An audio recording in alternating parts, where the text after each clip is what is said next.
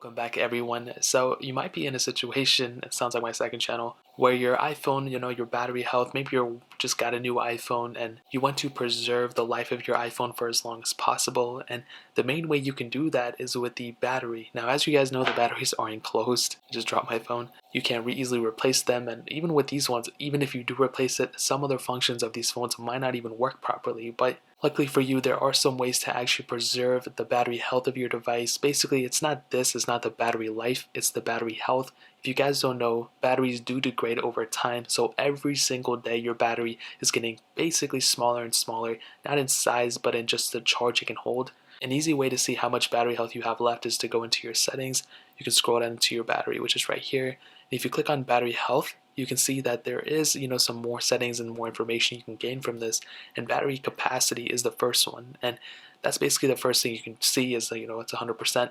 So this on my iPhone 11 is still a 100%, which I'm surprised because I beat these phones to death. I use these phones to their full maximum capacity. And even my 11 Pro, even my iPhone 10R that I bought about 2 years ago still has very good battery life for the most part. And the battery health I still believe is at like 99%, which is really good. Now, the first thing I would recommend you doing is don't let your phone die all the way. So if you have an iPhone 11 or iPhone 10 or iPhone 6 or whatever, if you constantly go and let your phone die all the way, that way you have to, you're stuck on the Apple logo, you can't even turn your phone on, that is really, really bad for your battery. And that is something you should try to avoid at all times. You should never even let it go below 10%. That's basically what I've heard. But a majority of you should not let your phone die all the way.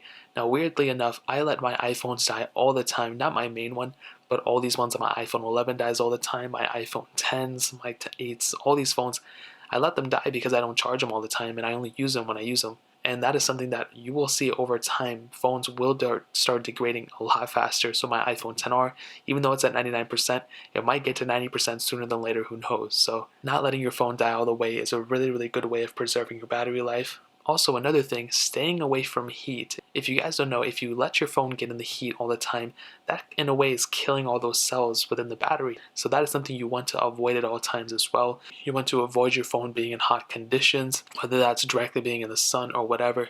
Now, some indirect ways you might not even realize is there's two ways that I can think of. One, if you're putting your phone on a wireless charger, most of the time, sometimes some wireless chargers cause a lot of heat and you actually have to go and charge up your phone, either plugging it in or trying to avoid a wireless charger at all times. Now, that one's not that common because you only use it like once a day. But a thing in a common way that I see a lot of people do this, besides being in the heat all day and all that, is to run very, very intensive apps. So if you're constantly playing games on your phone, if you're playing like Asphalt 9 and Nova and all that stuff, and your phone is constantly getting hot, that can be killing the battery whether you realize it or not, and that is something you want to avoid as well. Having your phone sucking up a lot of that power and then degrading that battery faster and getting a lot of heat will degrade that battery and will decrease the health whether you realize it or not, and that is something you should also try to avoid at all times. Now, those are the main ways, the ones that I've seen most of the time. Also, screen brightness, keeping your phone screen, not super, super bright all the time. But another interesting way within iOS 13, which you guys probably have already seen, is if you go into your battery,